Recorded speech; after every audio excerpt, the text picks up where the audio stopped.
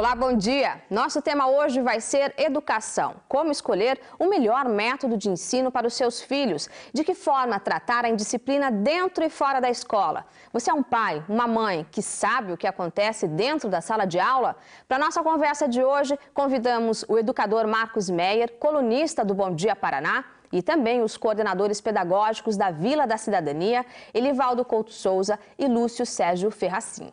Bom dia, muito obrigada pela presença de vocês. É um prazer estar aqui. Olha, nós vamos começar mostrando um colégio de Foz do Iguaçu. Durante a semana, nossa equipe foi até a escola da Igreja Adventista do Sétimo Dia, que oferece um ensino bem tradicional. Essa é uma escola confessional em Foz do Iguaçu. É uma instituição que zela pelos cuidados, a questão dos valores, não fugindo de um colégio convencional como os demais. Nós temos a preocupação também, além de passar conteúdos, assim, e a gente se preocupa bastante, é uma escola de qualidade, nós também nos preocupamos com a formação integral do aluno, né? A base, os valores.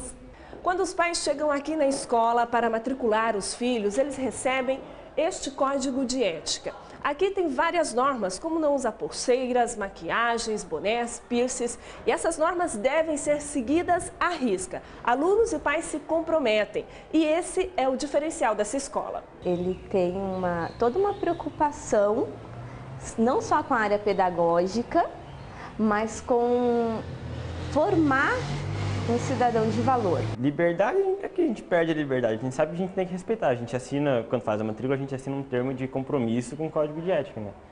Então, por exemplo, eu não posso fazer alguma coisa que desrespeite isso. Mas não é questão de perder liberdade, eu tenho ciência que eu não posso fazer aquilo. Então não é que estou morrendo de vontade para fazer aquilo, mas não posso porque o colégio não vai me proibir a fazer aquilo, entende?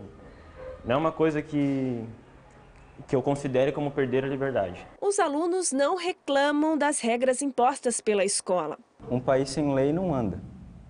Segunda coisa, a escola é como se fosse a nossa segunda casa. Precisa de regras, normas. Eu sou católica e eu vim para cá porque esse colégio tem muitos princípios. Nós não somos tratados apenas como alunos, nós somos tratados como amigos, nós somos como se fossem amigos dos professores.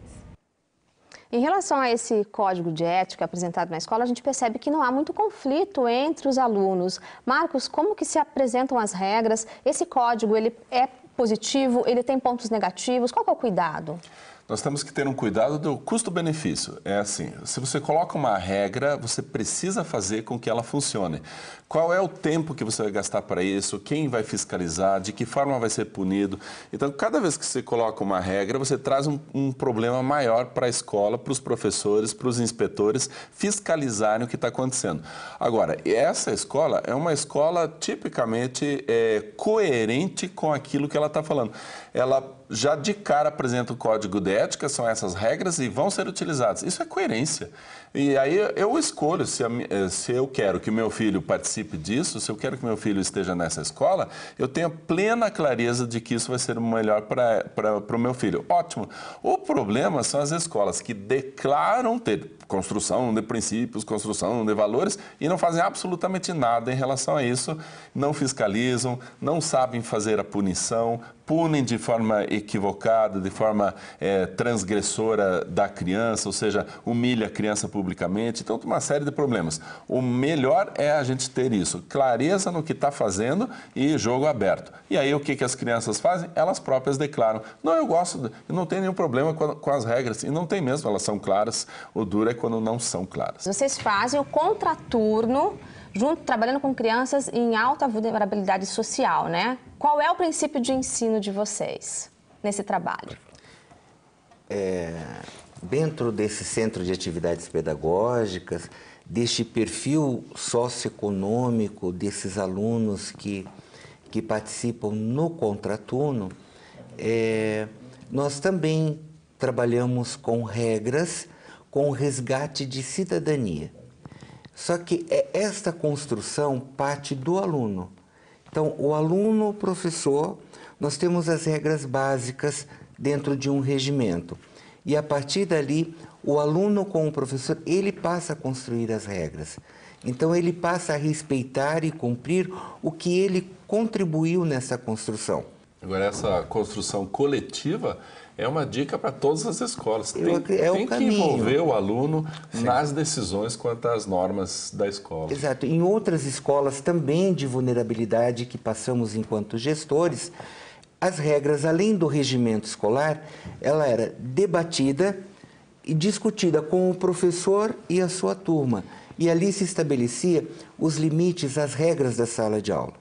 E vocês trabalham hoje com que idade de alunos? Os nossos alunos são de 11 anos a 17 anos, ensino fundamental 1, fundamental 2 e ensino médio. Mas eu queria só retomar aqui um pouquinho na fala do professor Marcos. Eu acho muito interessante, professor, essa questão desse contrato pedagógico. Porque uma vez aquilo que é acordado, está tudo bem. E os alunos cobram isso. Eles querem disciplina, eles querem limite, eles exigem isso. E quando as coisas são jogadas claras, me parece mais funcional e muito mais aceito. E esse compartilhar de regras, de ações dentro da escola, funciona a partir de que idade? As crianças começam a entender regras coletivas a partir de 4 anos de idade. Antes dos 4 anos de idade, ela não entende que uma regra funciona porque ela foi estabelecida pelo grupo. Ela só entende causa e efeito. Se você fizer isso, vai acontecer tal coisa. Daí ela, opa, então não vou fazer. Mas ela não entende o princípio. Por exemplo, vai lavar a mão, senão não vai comer. Ah, claro que ela vai lavar a mão. Agora, a partir dos 4, você tem que explicar. E ela começa até a falar, por quê? Por que tem que... Por que isso? Por que aquilo? Então a gente fala, ó, se você não lavar a mão, vai ficar bactérias, germes na tua mão. Se você engolir, você fica doente. Então você começa a explicar. Ah, olha só que interessante. Então, no início, ela não entende regra. Depois ela passa a obedecer. E a partir dos 4 anos, ela começa a internalizar as regras. Ou ninguém mais precisa mandar ela lavar a mão, porque ela já entende, já passou a ter autonomia. As regras estão dentro dela. Então tem que explicar a regra sempre. Certo. Nós convidamos também a Yara do Amaral para falar um pouco para a gente do método construtivista. Meu nome é Yara Amaral, eu sou diretora de uma escola particular e aqui nós trabalhamos com a linha construtivista. Dentro de uma escola construtivista, um ponto fundamental é o conhecimento de cada aluno. E para isso, o professor precisa se aproximar muito das crianças, reconhecê-los como indivíduos, reconhecê-los, recebê-los afetivamente e se tornar uma pessoa de confiança das crianças. Em qualquer escola, é muito importante que haja uma relação muito próxima entre a família e a escola. Os pais precisam tomar conhecimento do que acontece dentro da sala de aula.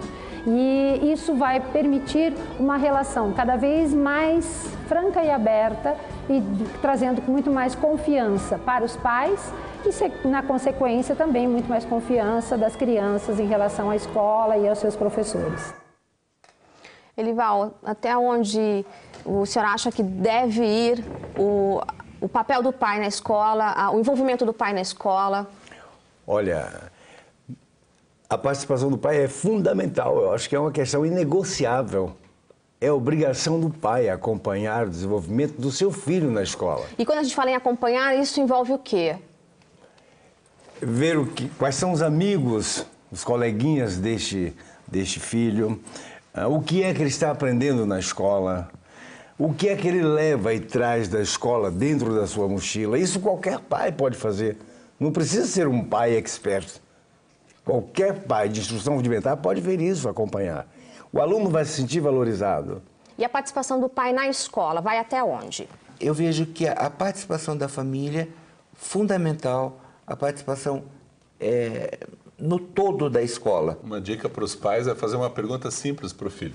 Tem muitos pais que perguntam assim, e aí, como é que estão as notas? Já mandou um recado. O recado é, só me importa as notas, só o resultado final. Agora, se você perguntar todo dia, o que você aprendeu hoje, filho? Ele vai ter que falar do professor, dos colegas. Da atividade que fez, né? Atividade. Paralelo a isso, quando ele responde essas questões, ele já está fazendo uma revisão do que aprendeu na escola. Né? Acho que isso é interessante, isso é importante. Mas os pais devem ser também ouvidos para ajudar na construção da proposta pedagógica da escola. E não ficar só até o portão da escola, até mesmo né? que cada escola tem a sua especificidade. O que é bom para o meu filho aprender naquela escola, não é? Então, o pai tem que estar participando, sim. Por isso que existem as APMFs, as associações de pais na escola. Para quê?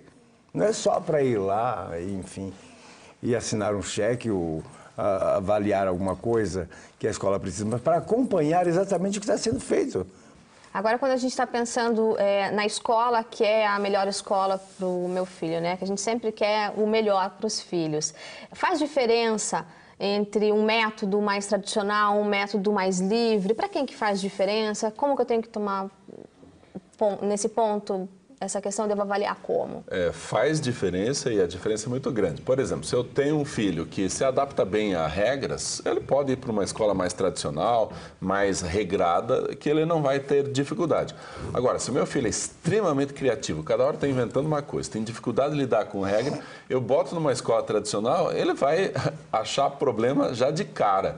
Daí ele não vai gostar dos professores, ele vai ser visto como um aluno problema, então ele vai ter dificuldade. Coloco ele numa escola onde a criatividade é valorizada, ele vai se sentir parte daquilo, vai amar a escola e vai dar tudo certo. Então, a grande pergunta, qual é a escola ideal? A escola ideal não existe. É a escola que melhor vai se adaptar ou que o aluno melhor vai estar dentro daquela escola, vai se sentir melhor estudando ali. O melhor método também, Marcos, é aquela onde todos na escola falem a mesma linguagem, não é? Onde o aluno se sinta valorizado, onde o profissional se sinta responsável na construção deste cidadão. Não adianta, porque quem dá o tom da viola é sempre o tocador, não é?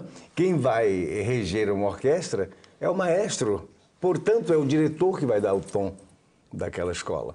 Não é? E uma vez que a disciplina, volto a dizer, uma vez que as coisas são jogadas claras, não é? Tende a funcionar. Certo, olha, nós vamos continuar essa nossa conversa daqui a pouquinho. Nós vamos agora para um rápido intervalo e depois dos comerciais, nosso assunto vai ser como controlar a indisciplina dentro e fora da sala de aula. Até já!